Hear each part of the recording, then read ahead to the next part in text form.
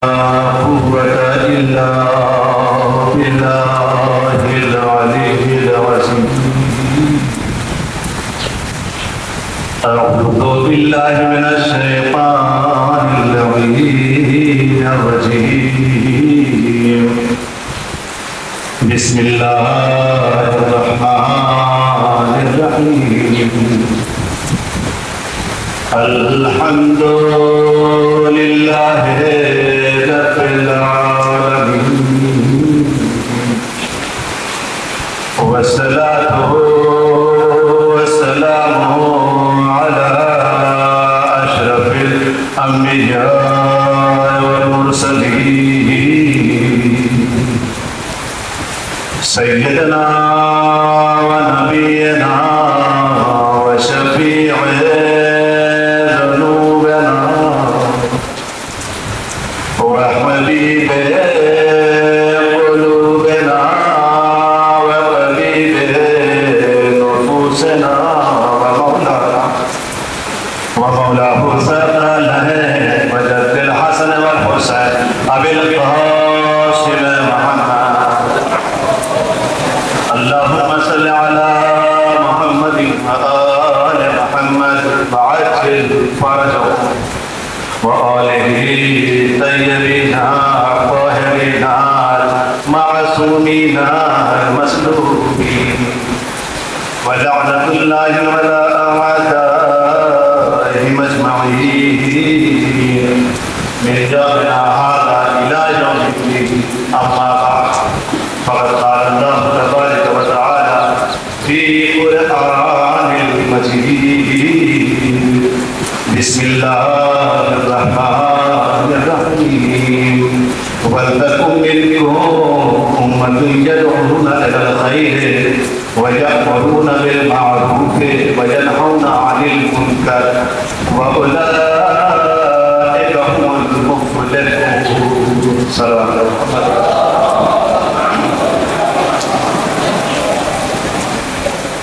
इससे पहले कि मैं लोगों का आगाज करूँ, आप एक मरतबा सूरह हमद और 3 मरतबा सूरह इखलास का तिलावत फरमा कर सैयद एजाज हज़रत हुसैन बिन सैयद फजल हुसैन और सैयदा अकबरी बीबी सैयद मोहम्मद हुसैन की अरवाह के साथ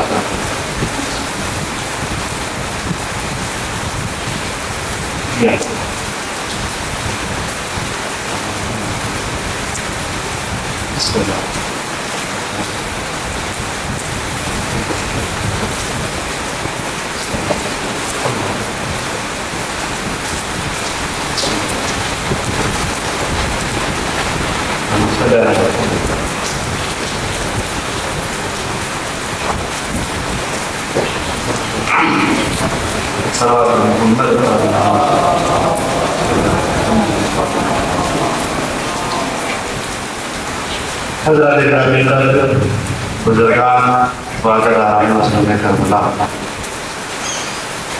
अशरे ऊला के बाद से अब तक इस मौजू पे गुफ्तगू करता आ रहा हूँ, उसी मौजू की कश्ती को अपने मंजिल मकसूद तक पहुँचाने की सही कोशिश कर रहा हूँ और उसी आयत को मैं सदा में कलाम पढ़ा दिया जो अब तक की गुज़िश्ता मजलिसों में आप सभी हज़रात के सामने मैंने तिलावत की।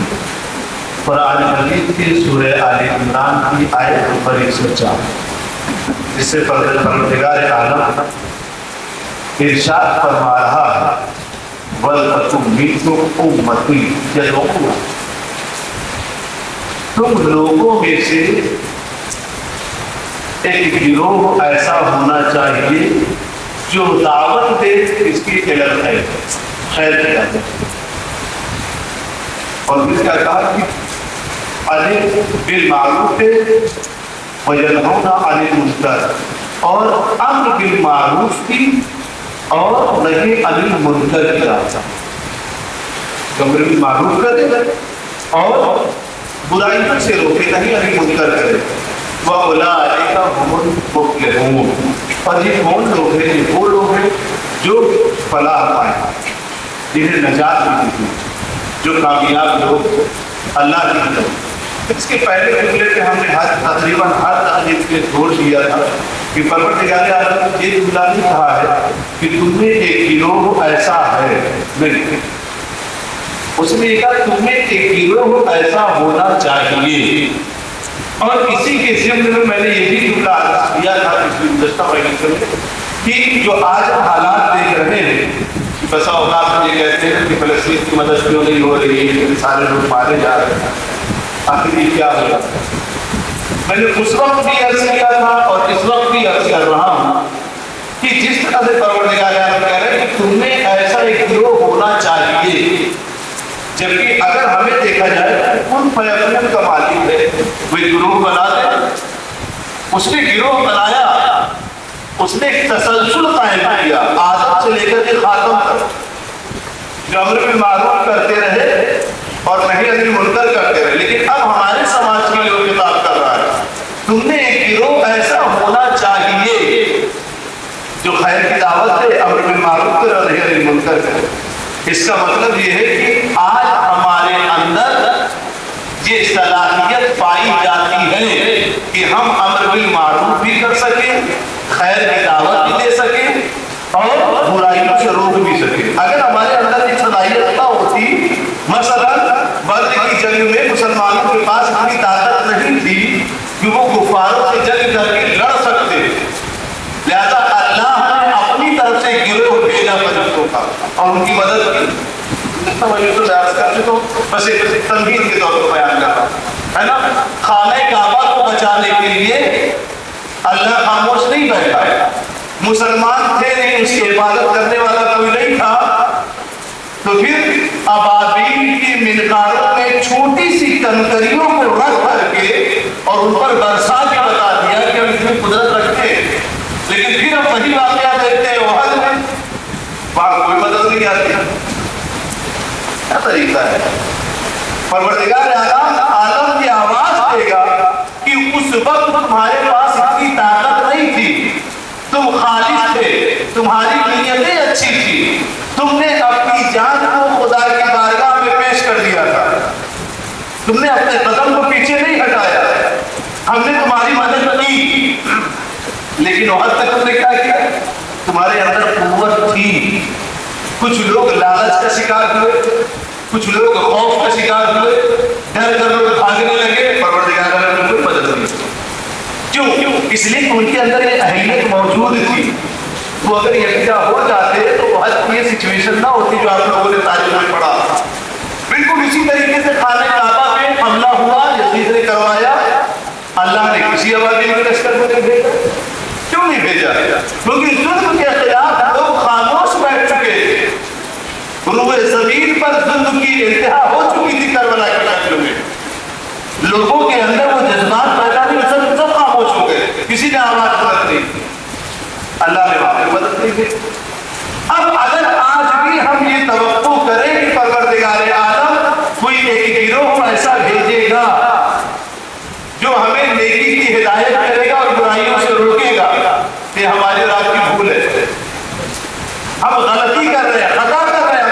नहीं, हमारे बुजुर्गों में हमने तारीख में पढ़ा, उनके पास ऐसा गिरोह मौजूद था जो अम्र बिल मारूफ भी करता था और नही अनिल मुनकर भी करता था। तो इसका मतलब हमारे अंदर ये अहलियत पाई जाती है। अल्लाह किसी गिरोह को बना के नहीं भेजेगा, हमें खुद अपने आप में इसकी अहलियत पैदा करनी होगी ताकि हम इस लायक हो सके कि अम्र बिल मारूफ भी करें और लोगों को बुराइयों से भी रोक सके। एक सलमान मोहम्मद वाले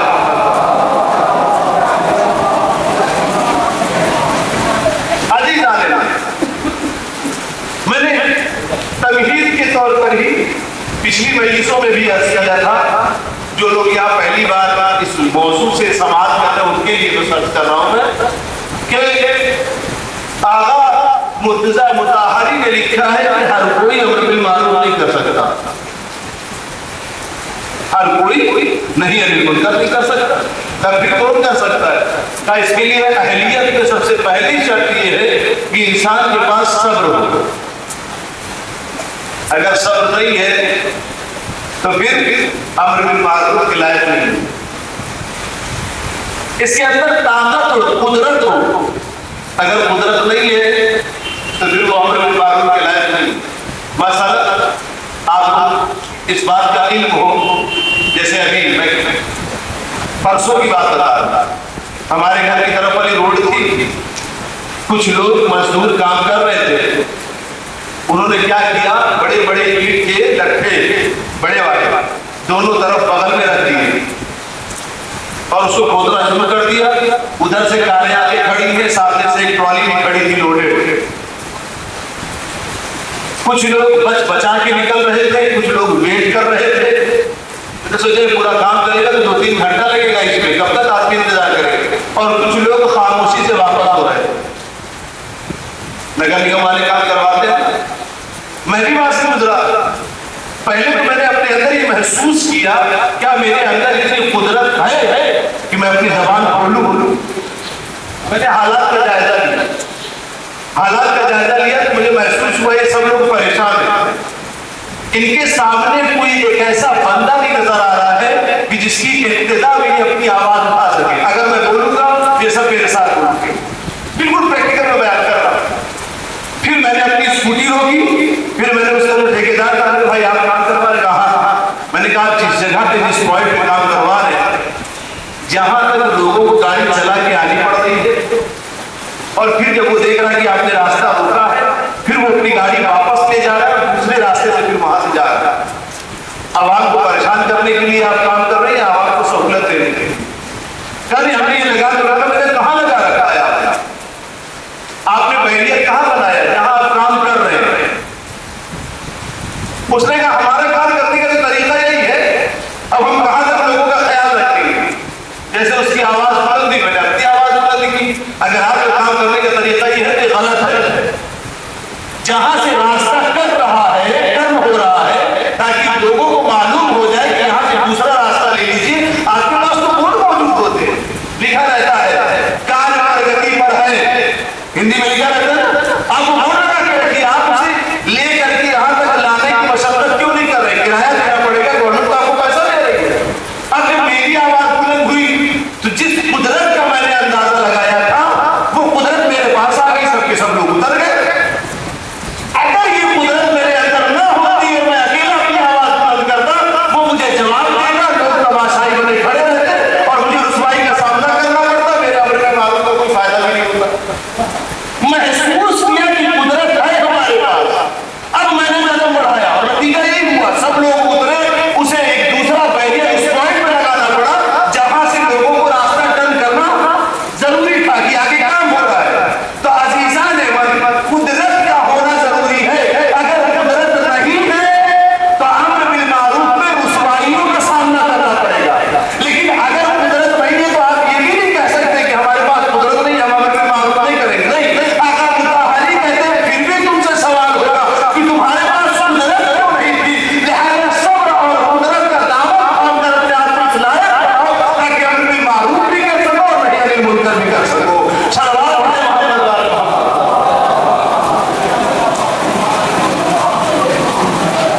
इसलिए कि अमर बिल मारूफ करने का तरीका, बहुत सारी मिसालें हमने गुज़श्ता दिनों में दी हैं कई मजलिसों में। यहाँ तक कि असरा हरवई में जो मैंने जिस मजलिस को खिताब किया था इस मिंबर से, उसमें भी कई मिसालें मैंने दी इसी अमर बिल मारूफ का फरमान। अमर बिल मारूफ करने का तरीका भी बहुत जरूरी है, कैसा होना चाहिए। इमाम हसन इमाम हुसैन का तरीका बहुत मशहूर है। उन्होंने ये नहीं कहा कि आप वज़ू गलत कर रहे, नहीं, हम वज़ू कर रहे हैं आपके लिए। अमर बिल मारूफ जिनकी शहादत के रोज आप यहाँ बैठे हुए ना, इनके जमाने में भी एक बात था। इनके जमाने में एक आलिम शख्स था जिसका नाम इसहाक किंदी था।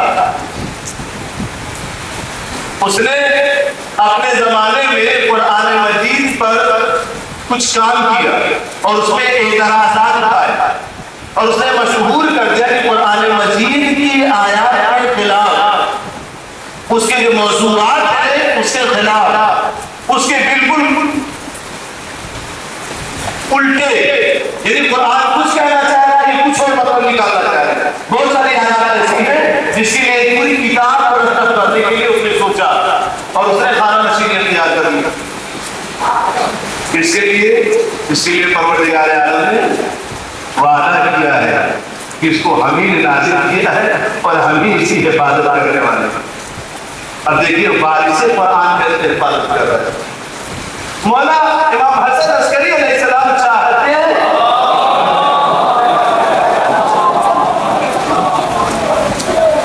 तो बाकायदा तौर पर उसके सामने जा करके जंग का ऐलान कर देते। तुम कौन होते हो कुरान पर रिसर्च करने वाले?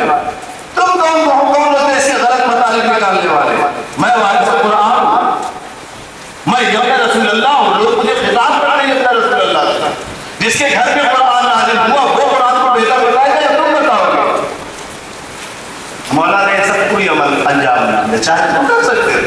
मुमकिन है अगर इसी एक कदम उठाने से तारीख में शायद एक जंग भी रकम हो जाती कि कुरान के मुतालिक लिखने पर एक जंग हो गई।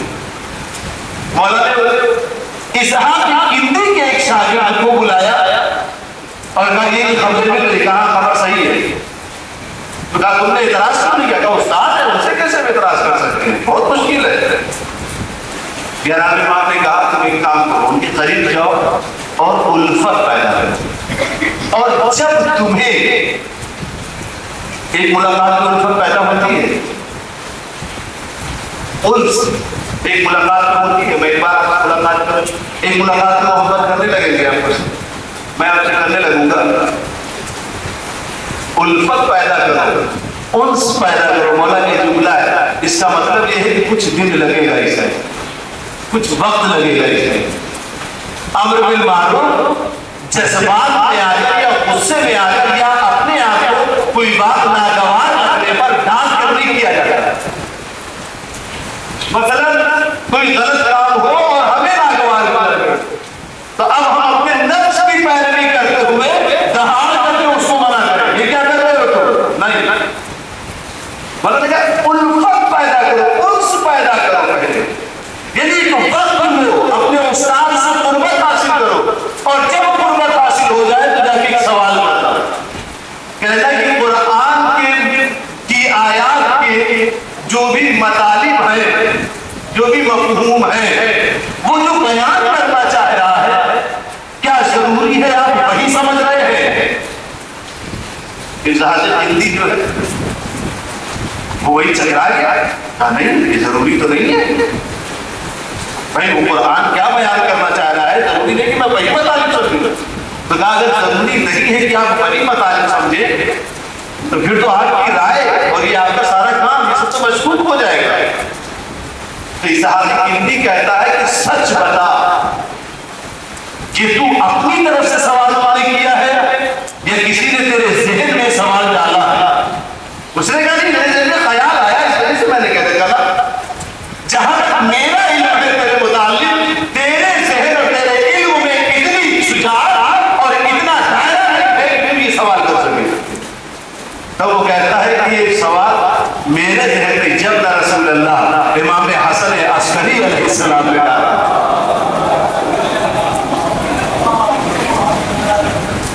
कितना वक्त लगा, कितना दिन लगा और कितनी खूबसूरती से मौला इमाम हसन अस्करी अलैहिस्सलाम ने उसको अम्र बिल मारूफ के लिए भेजा और अम्र बिल मारूफ कर दिया है, नहीं अनिल मुनकर भी बुराई से रोक दिया।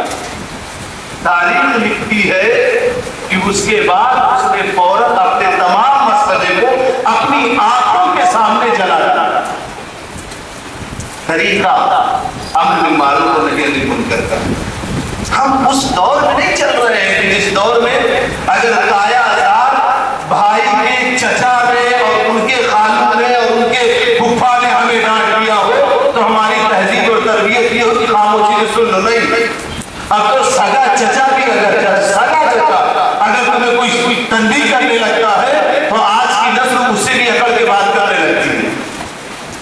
आज के दौर में तो सख्त जरूरत है अम्र बिल मारूफ और नही अनिल मुनकर के लिए अहले बैत की पैरवी करना। उन्होंने कैसे किया वैसे हमें करना चाहिए। सल्लल्लाहु अलैहि मोहम्मद व आले मोहम्मद।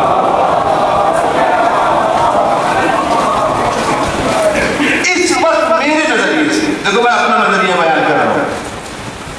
मेरा नजरिया है, मैं सबके नजरिए को नहीं बयान कर रहा, मैं मेरे नजरिए से इस वक्त अम्र बिल मारूफ नही अनिल मुनकर की बेइंतहा जरूरत है, खुसूसन इस्लामी माशरे में बेइंतहा जरूरत।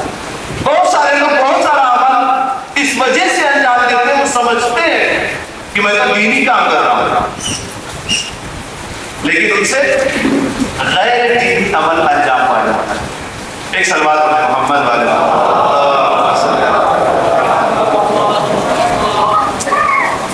आप हजरत मुतवज्जे हैं, थोड़ा सा बस तवज्जो चाहिए, बहुत ज्यादा आगे नहीं कर।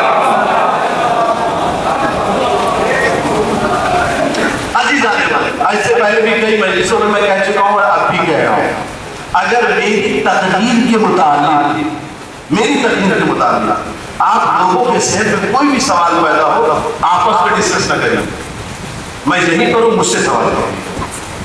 हो सकता है बहुत सारी ऐसी चीजें जो मैं समझा पाया हूं, आपके सवाल करने से तो उसे समझा। मुमकिन है ये भी है कि कोई ऐसी तहकीक है, कभी गलत भी होती, कभी सही भी होती, मुमकिन है आपके सवाल से मेरी इस्लाह भी हो जाए। तो गुजारिश ये है, कोई भी सवाल अगर हो तो मुझी से करिएगा। एक सवाल पढ़ा मोहम्मद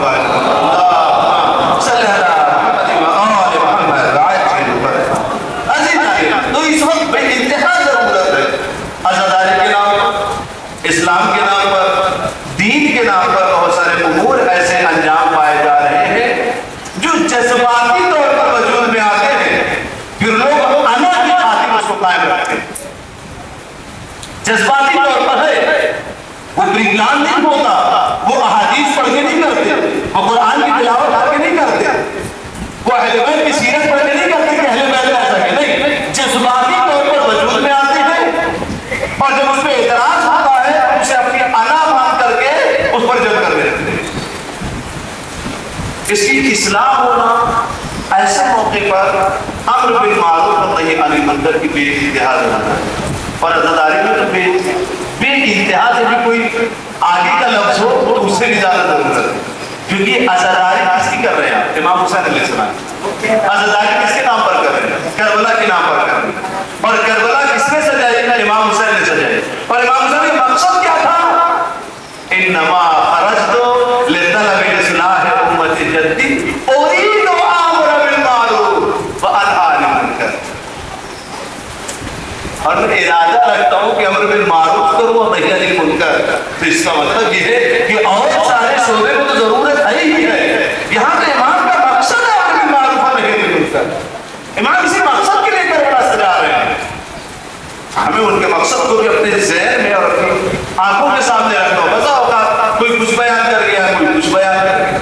अजीज़ान, सबसे ज्यादा खता जो है वो हक की गोश है, कान का जो हक है। चौथे इमाम ज़ैनुल आबिदीन अलैहिस्सलाम की किताब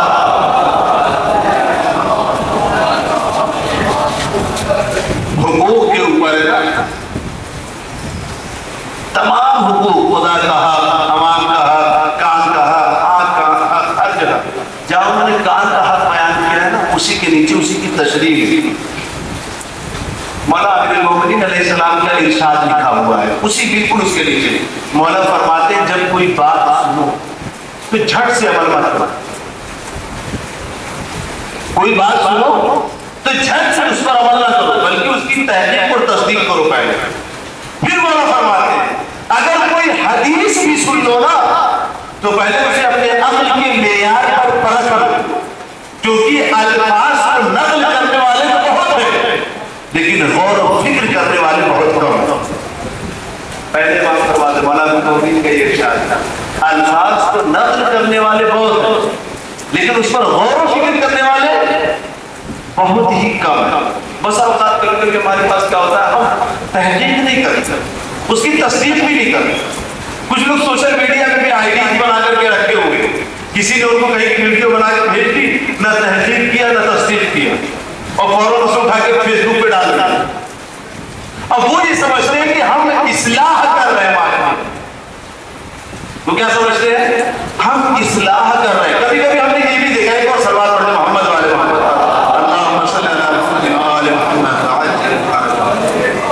मेरे साथ एक प्रॉब्लम ये है, जो कई जगह मैं बयान कर चुका हूँ, कि मैं बिल्कुल आई कांटेक्ट से पढ़ता हूँ।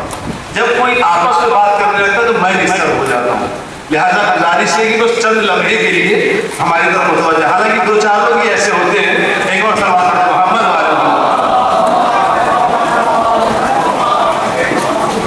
मैं एक एक फर्क पर नजर रखता हूँ ताकि मैं कोशिश करता हूँ कि लोगों तक मैं अपनी बात पहुंचा सकूं। सोशल मीडिया पे डाल दिया क्या सोच करके कि हम कौम की इस्लाह कर रहे हैं। कैसे कर रहे हैं?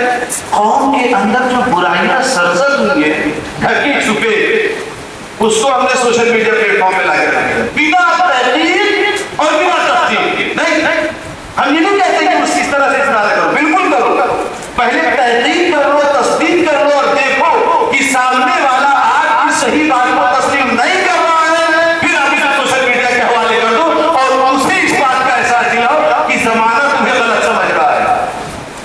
तब बात सारे में बहुत सारे आपके अलीगढ़ की कुछ वीडियोस चली गई उसी सोशल मीडिया पे, और हमने देखा कि गलती हुई और लोगों के पास उसकी वजूहात थे, लोगों ने माफिया भी मांगी, बहुत सारे दूसरी जगहों की वीडियोस पे लोगों ने माफी भी मांगी, लेकिन आपने जो गलती दुनिया वालों के सामने फैला दी उसका क्या होगा? एक साहब ने एक साहब की वीडियो डाली, जब उस साहब से पूछा गया कि आप किस तरह से बयान दिया तो उन्होंने साफ कहा कि मेरा ये बयान करने का मकसद था और ये निकल गया। होता है खुतबा शायर सबसे होता है कि जबान से कुछ न कुछ निकल गया। अब जाकर के मैंने उस पर चेक किया तो कुछ लोगों ने ऐसी ऐसी बातें लिखी थी, फौज बातें। इसका गुनाह किसने फिर जाएगा? जिसने बिना तस्दीक और बिना तहकीक उस कंटेंट को सोशल मीडिया के हवाले कर दिया, इसका गुनाह किसके हाथ में जाएगा? तुम समझ रहे हो इस्लाम कर रहे हो, दीन का काम कर रहे हो, लेकिन हकीकत में लोगों को उजूब, छुपे हुए उजूब को लोगों के सामने लाकर पेश कर दे रहे हो। और परवरदिगार आलम कुरान में कह रहा है वला तजस्सू, तुम किसी की जासूसी मत करो। तुम तो हराम काम करके बैठ गए, जिनका किया तुमने और दीन के नाम पर किया। लिहाजा जरूरत इस बात की इस वक्त बेइंतहा जरूरत है तहकीक और तस्दीक। बिना इसके माशरे में अगर बुराइयां जाहिर हो रही है, कुछ लोगों ने हमारे पास भेजा, हमने फॉरवर्ड कर दिया, व्हाट्सएप पे फौरन फॉरवर्ड कर दिया, हमने पहचाना नहीं उसको, उसके पीछे हमने कोई तहकीक नहीं की, कोई तस्दीक नहीं की और न ये कोशिश की कि जहां की गलत बात है वहां जाकर के मैं अमर बिल मारूफ या नही अनिल मुनकर के जरिए समाज के लिए कुछ बेहतरी करूं, कोशिश भी नहीं की। ऐसी में बैठे हैं, लिहाज उड़े हुए हैं और उसको फॉरवर्ड करके समझ रहे हमने दीन का काम किया। नहीं, बिल्कुल दीन के खिलाफ काम किया है। आपको तहकीक करना है, आपको तस्दीक करना है। अब हमें क्या समझ में आया? दीन का काम कर रहे हैं, हम तो इस्लाम का काम कर रहे हैं, हम बड़े मौलाई हैं, हम बहुत बड़े वाले मुसलमान हैं। काम कैसा किया? हराम काम किया, गलत बातों को लोगों तक पहुंचा दिया बिना तहकीक और तस्दीक के। जो सही बातें उसकी बातें नहीं कर रहा है, वो बहुत कम लोग हैं जो सही बातें आगे पहुंचा रहे हैं, गलत बातों को वायरल कर रहे हैं। एक हिकायत सुनाता हूं, एक सवाल पढ़े मोहम्मद वाले में।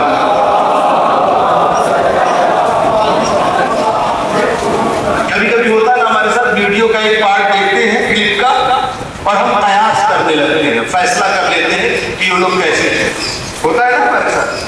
थोड़ा सा पार्ट देखा, कभी कभी कुछ लोग मजलिसें भी सुनते हैं, दो चार जुमले सुने, आधी बात सुने और कयास कर लिया, ये तो ऐसे हैं, वही फैसला कर लिया, चाहे अच्छा चाहे बुरा, वही फैसला कर लिया। पूरी बात सुनी नहीं थी कि सामने वाला बंदा क्या कह रहा है, ये पूरी बात भी नहीं थी। एक हिदायत बयान हुई है, एक बुजुर्ग थे बरगद के पेड़ के नीचे बैठे हुए अपनी कुर्सी पर, चंद नौजवान आए और आगे कहा कि मैंने सुना है कि आपने अपनी जवानी में अपनी बीवी को तलाक दे दिया था। कहा हमने सही सुना।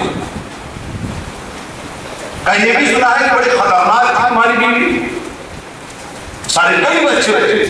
कहा हमने सही सुना, अल्लाह रहम करे उसके ऊपर, उसे करवट करवट जन्नत अता करे। अजीब बात नहीं, फिर तो आपकी नामर्दी साबित हुई ना, बीवी खतरनाक थी, उसे आप कंट्रोल नहीं कर पाए, तलाक दे दिया।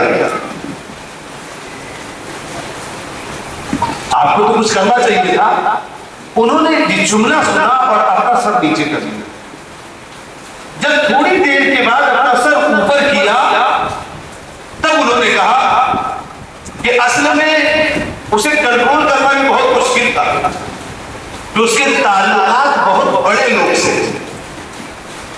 और ये जुमला कहने के बाद वो अफसरदा हुआ, और अफसरदा होने के बाद फिर उसने अपने सर को नीचे झुकाया और उसकी आंखों से अश्क टपकने लगा। और ये जितने लोग बैठे थे ना, इसमें अक्सरियत मेजॉरिटी ऐसी थी जिन लोगों ने कहा अरे फिर तो वो जहन्नमी औरत थी। सबने जहन्नम का टिकट काट काट के उस औरत को दे दिया फौरन वहीं पर। और जो कुछ भी कह सकते थे सबने कहा। काफी लोग चले गए, कुछ लोग बैठे थे। फिर जब उन्होंने अपना सर उठाया, वो जितने लोग चले गए ना, सबने उस औरत को जहन्नुम में भेजा, जहन्नुमी बनाया, सबने जहन्नुम का सर्टिफिकेट दे दिया और चले गए। कुछ लोग वहां बैठे थे और जब उनको अपने गम से कुछ अफाका हुआ तब बोलने लगे। क्या बताओ, वो दौर उस वक्त का था कि जब 1 रुपया मंथली में कमाया करता था। मेरी माँ को एक मूंगफली फरोश की बेटी पसंद आ गई। मैंने कहा मैं इतना अच्छा कमा रहा हूं और किसी गरीब की बेटी को लेकर के मैं क्या करूंगा। वो तो हमेशा खाने के पीछे परेशान रहेगी, उसके पास तरबियत होगी और न ही उसके पास कोई इल्म होगा। लेकिन क्या करूं कि मेरी माँ की जिद थी उस लड़की के अलावा दुनिया में उन्हें कोई और पसंद ही नहीं था। शादी करके जब हम लाने लगे तो लड़की के बाप ने कहा, देखो जुमले को गौर से सुनना, लड़की के बाप ने कहा बेटा मेरी लड़की बड़ी सीधी सादी है, बस इतना समझ ले कि अपने साईं से बेइंतहा मोहब्बत करती है। ये जुमला कहा लड़की के बाप। और मैं अपने घर ले आया। जब तक माँ की जिंदगी कट रही थी हम दोस्तों के साथ ज्यादातर बाहर ही खाना खाते थे। हमें खबर ही नहीं थी घर में खाने का इंतजाम क्या करना चाहिए क्या नहीं करना चाहिए। माँ गुजर गई, हालात और खराब हो गए, हम बिल्कुल बर्बाद हो चुके थे। बाहर खाना खाना, नशे की हालत में घर वापस आना, जुए में एक दिन पैसा हार के घर आया, 1 रुपया भी नहीं था। उस बीवी ने मुझसे कहा कि एक काम क्यों ना करे, रोज रोज राशन लाने की बजाय महीने का एक साथ क्यों ना राशन ला करके घर में रखें। ये फर्क पड़ा का देखा नहीं, मैं अपनी माँ से कहता था ये खाने के अलावा कुछ सोच ही नहीं सकती, इसके अलावा कुछ उसके दिल में आ ही नहीं सकता। और मालूम नहीं एक महीने का राशन कितने का आता है, 1 रुपया भी नहीं। जब मर्द के पास 1 रुपया भी ना हो उसी वक्त कोई सवाल करने तो और मुश्किल हो जाता है, चिढ़ जाता है। गुस्से में था, उसने हाथ भी कहा, मैंने हाथ भी चलाया और मैं खामोश पड़ गया। एक दिन मोहल्ले के लोगों ने मुझसे कहा, मोहल्ले की औरतों ने, ये तुम घर पे नहीं रहते हो तो तुम्हारे घर से तुम्हारी बीवी की आवाज आती है, किसी से बात करती है। ये और मुझसे क्या हुआ, बेइंतहा गुस्से में आ गया। मैं किसी से बात करने का बस मौके की तलाश में था। एक दिन रात की आधी रात के पहर मैंने देखा मेरी बीवी किसी से बात कर रही है। मैं चुपके से उठा और उठने के बाद मैं जाके आगे बढ़ा। शहर में मैंने देखा कि वो किसी से मेरी शिकायत कर रही है। जब आसपास मैंने गौर किया तो देखा कोई भी वहां पर मौजूद नहीं था, कोई भी मौजूद नहीं था। फिर मेरे रोंगटे खड़े हो गए। वो कह ये रही थी, साईं जिसको तूने अमीर बनाकर मेरी रोटी का जिम्मेदार बना दिया है वो बड़ा खायम है, वो बड़ी खयानत कर रहा है। अब मुझे रोटी नहीं दे रहा है, साईं अब तू अपने ही सीने हमारी रोटी ले ले। क्या वो जिस जुमला कह रही थी और मैं डर रहा था, मैं थरथरा रहा था, मैं कांप रहा था और अपने आप में खुद में शर्मिंदा हो रहा था कि मैं किसके साथ हूं और किसके साथ जिंदगी बसर कर रहा हूं। इसके किन बड़े लोगों से ताल्लुकात हो, बड़े लोग कौन थे? वो बड़े लोग सिर्फ और सिर्फ उसका होता था जिससे वो शिकायत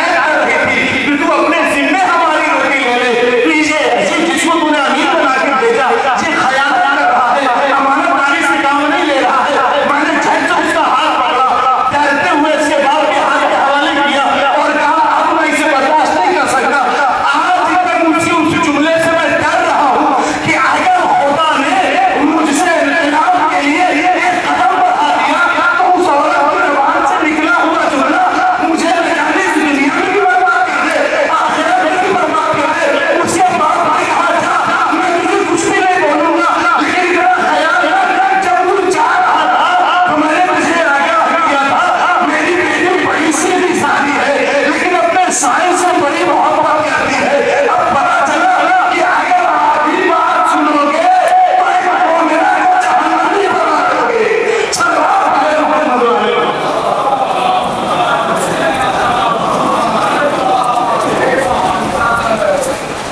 एक और सवाल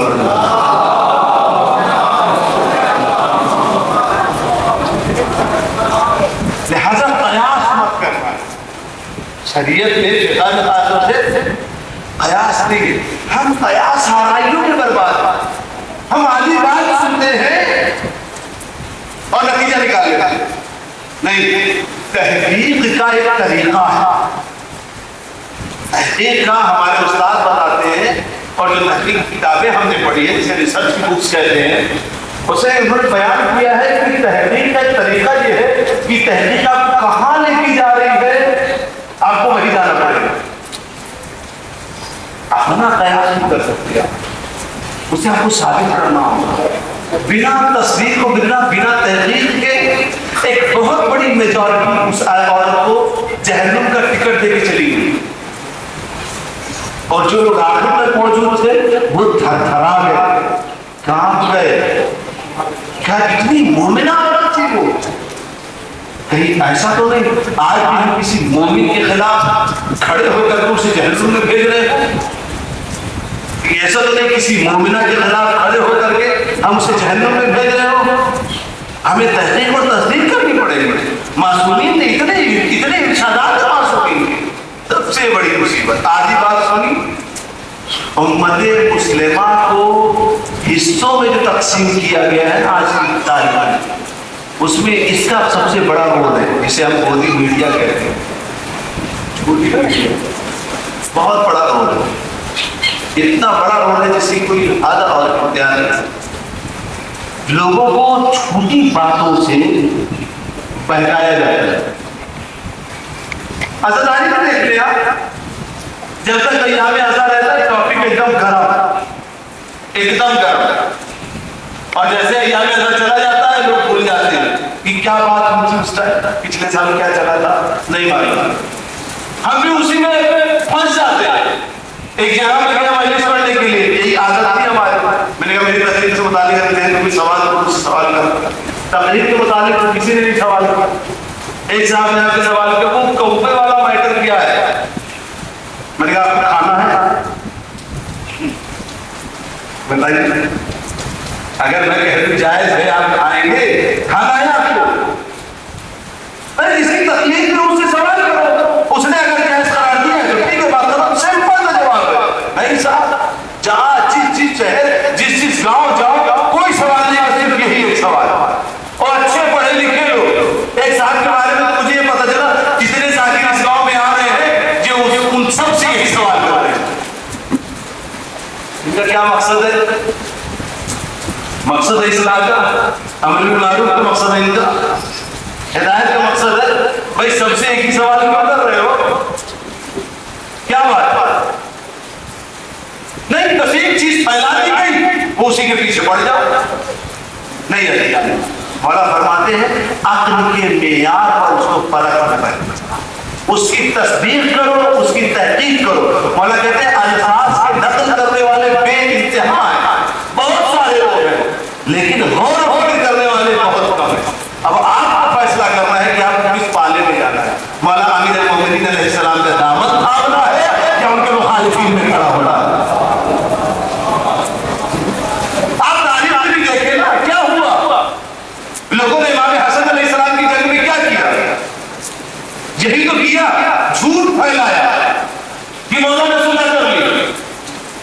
तारीख का एक ऐसा किरदार माविया के नाम पे लोग जानते हैं, सबसे ज्यादा झूठ फैलाने वाले तब किए। इसलिए तो मौला अली तक की तबर्रा करवा दिया और मुसलमान उसके गिरफ्तार हो गए। क्या सिर्फ और सिर्फ दीन का नुकसान, किसी का फायदा नहीं हुआ। और आज की तारीख रसूल खुदा आए थे, वो चाहते तो किसी कबीले के सरदार बन जाते और उस कबीले के साथ अपने आप को बुलंद कर देते और सारे कबीले की फिर हुकूमत करते। रसूल अल्लाह ने काम नहीं किया, कबीलों को यकजा एक किया। सबको एक किया। कोई एक खासियत ऐसी होती है जो लोगों में मुश्तरका पाई जाती है, तो उसी चीज को पकड़ लो, लोगों को एक कर दो। दो भाई हैं, दोनों के ख्याल अलग है, एक चीज मुश्तरका क्या, बाप एक है लिहाजा एक करते ले आओ। एक गांव के लोग, कई लोग हैं, सबके ख्याल अलग है, लेकिन एक मुश्तरका चीज क्या है, हमारा वतन एक है, उसी पे सब लोग यकजा हो। जरूरी नहीं कि अपने ख्याल दुश्मन इस वक्त आपके पीछे पड़ा है ताकि आपको तकसीम करे और आप पर हमला करे और आपको पास पकड़ के आगे बढ़े। अब हमारे उलमा ने शुरू किया है, हमारे उलमा ने क्यों शुरू किया, ताकि दुनिया के सामने सुन्नी और शिया का जो एक बहुत बड़ा तफरीका है वो लोगों के सामने, लोगों की निगाहों से खत्म हो जाए और दुश्मन को भी समझ में आए एक उम्मत वाहिदा है। उससे बहुत मेहनत की गई। आप जी देखिए ना, हमें और उनमें मुश्तरका क्या है, इश्तिराक कहाँ पाया जाता है, हम उसमें बहस करें। क्या आपने देखा नहीं उन कौमों के अंदर जहाँ एक जानियत पाई जाती है, यकसानियत पाई जाती है, जहाँ इत्तेहाद पाया जाता है, आपने देखा नहीं, हाथ खोल के पेशवान नमाज पढ़ा रहा है, हाथ बांध करके लोग पीछे नमाज पढ़ा रहे, कोई हाथ बांध करके आगे पेशवान नमाज पढ़ा रहा है और हाथ खोल कर लोग पीछे नमाज पढ़ा रहे हैं। ये चीज कैसे आई, जिसे दुश्मन जिस पे करोड़ों अरबों डॉलर खर्च करके अलग करना चाह रहा था, वो चीज यकजा कैसे हो गई? क्योंकि कुरान मजीद ने ऐलान किया है, वअतसिमू बिहब्लिल्लाह। कुरान मजीद में परवरदिगार ने इरशाद फरमा रहा है, सूरह आल इमरान आयत नंबर 103, जो जिस आयत में सरनामे कलाम करार दिया है ना, बिल्कुल वो 104 है और उससे पहले 103 में परवरदिगार ने कहा वअतसिमू बिहब्लिल्लाह, अल्लाह की रस्सी को मजबूती से थामे रहो, पकड़े रहो। फिर क्या कहता है, भला तफर्रक़ू, और आपस में तफर्रक़ा मत फैलाओ। फिर दूसरी जगह पर परवरदिगार ने एक शब्द फरमाया है, वो कह रहा है इन्ना हाज़िही उम्मतुन वाहिदा, ये तुम्हारी उम्मत उम्मत वाहिदा है, इन तमाम मुसलमान सिर्फ और सिर्फ एक उम्मत है, इसमें दो की कोई गुंजाइश नहीं। फिर वो कह रहा आना रब्बुकुम फअबुदू, और मैं ही तुम्हारा रब पालने वाला हूं और बस मेरी इबादत करो। क्या हम ऐसा नहीं कर सकते? कुरान की रूह से हम ऐसा नहीं कर सकते। जरूरी है कि हम इस बात पर बहस करें कि हाथ डाला जाए और हाथ माना जाए, नहीं। हफ्ते वहदत इस वक्त रबीउल का महीना शुरू हो चुका है, हफ्ते वहदत इस वक्त जमाने की अशद जरूरत है ताकि दुश्मन पास पाओ। दुश्मन इस वक्त किस चीज से हारा हुआ है, आपने गौर नहीं किया? दुश्मन हमारे इत्तेहाद से हारा बैठा है। 12 दिन में जिसकी चीखें निकल गई है वो हमारे इत्तेहाद से चीखें निकली। मुसलमानों के इत्तेहाद से हार गया है, मुसलमानों के इत्तेहाद से न जाने कितने करोड़ों अरबों डॉलर का नुकसान उठा चुका है। तुम्हें पता है ईरान में जब हमला हुआ है तो इनके बड़े बड़े लोगों ने ये जुमला का बाकायदा बैठ कर किया, इंतजामिया ने कहा कि हमारी 15 से 20 साल की मेहनत रायगा चली गई।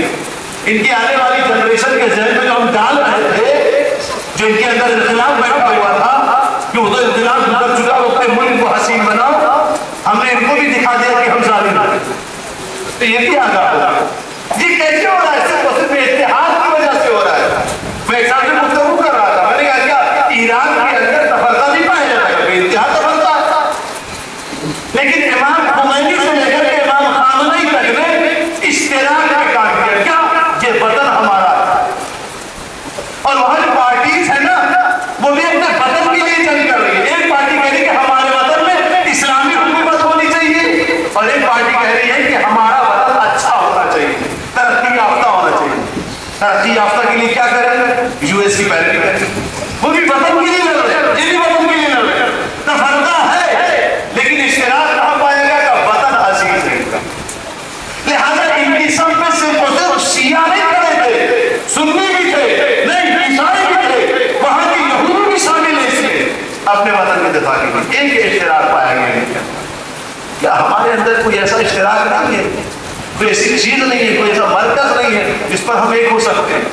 हम क्यों उन बातों को लोगों के सामने पेश करें कि जिनसे आपस में तफरका हो? नहीं अजीजा ने, इमाम हुसैन के साफ साफ जुमला है, अपने मकसद में बयान कर रहे हैं। इन्नमा खरजतु लितलबिल इस्लाह उम्मते जद्दी, अपनी उम्मत नहीं कहा कि मैं अपनी उम्मत की मतलब इमामिया इमामत को तस्लीम करते हैं उनके लिए नहीं, जद की उम्मत के लिए गए। तो इसका मतलब जद की उम्मत में जितने लोग आ रहे हैं उन सब की इस्लाह की जिम्मेदारी इमाम हुसैन की आजादारी होनी चाहिए। ठीक है, इमाम हुसैन अलैहिस्सलाम का मकसद ये था।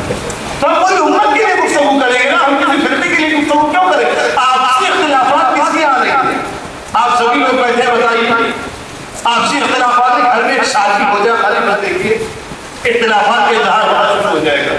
एक छोटा सा प्रोग्राम कर लीजिए, देखिए इख्तिलाफात होता है कि नहीं। तो क्या मतलब उस इख्तिलाफ की वजह से घर बर्बाद कर दे रहे? नहीं है जाने में, वो इख्तिलाफात हर जगह पाए जाएंगे, हमारे यहाँ के इख्तिलाफात हैं, लेकिन उसकी वजह से हम अलग दीन नहीं बना सकते और न ही अलग उम्मत बना सकते, क्योंकि कुरान का दावा है। सूरह अंबिया का परवरदिगार आलम आयत नंबर 92 में कह रहा है कि ये तुम्हारी उम्मत वाहिदा है, सिर्फ एक उम्मत है, इस पर हमें काम करना है। अजीज एक सवाल है, मोहम्मद वाले मोहम्मद सल्लल्लाहु आप इसमें गौर करें कि दुश्मन के मुकाबिल में जितने लोग खड़े हैं, जितने लोग खड़े हैं, हमारा आपका दुश्मन कौन है? कुरान मजीद के नजरिए से मुसलमानों का दुश्मन, सबसे बड़ा दुश्मन कौन है? कुरान मजीद में सबसे बड़ा खुला हुआ दुश्मन कौन है? शैतान। उसके बाद पूरे कुरान मजीद में अपना खुला हुआ और सबसे बड़ा दुश्मन अगर आप तलाशेंगे तो आपको कौन मिलेगा? यहूद और नसारा। इनकी खासियत ही बयान नहीं है परवरदिगार आलम ने कुरान मजीद में। क्या खासियत बयान की है इन लोगों की?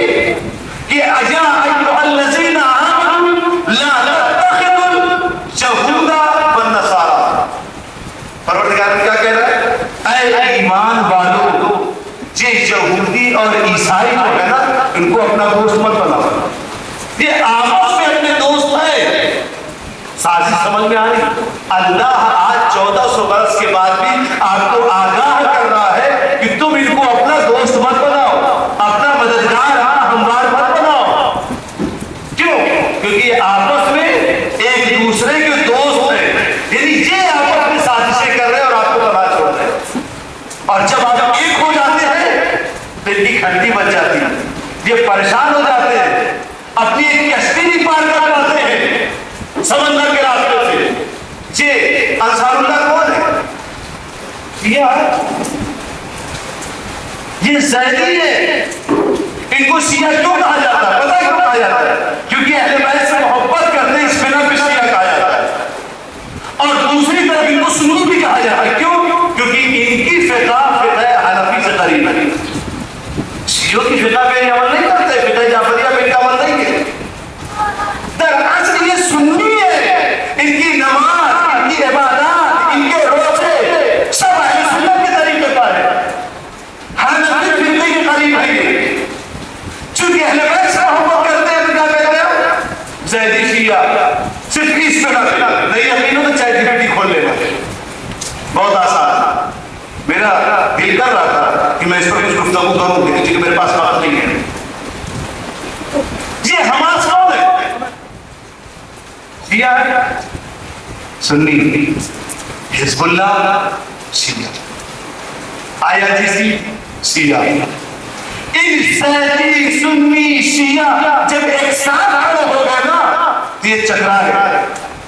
सिर्फ और सिर्फ 4 कंट्री से, सिर्फ 4 कंट्री से इत्तेहाद हुआ है, वो भी कंट्री से नहीं, कंट्री में रह रहे कुछ लोगों से इत्तेहाद हो गया तो इनकी हालत खराब हो गई। अगर पूरी दुनिया के मुसलमान एक प्लेटफॉर्म पर आ गए तो हम खुदा पर अंदाजा लगाओ इनकी क्या हालत हो जाएगी। सलावत पढ़े मोहम्मद वाले।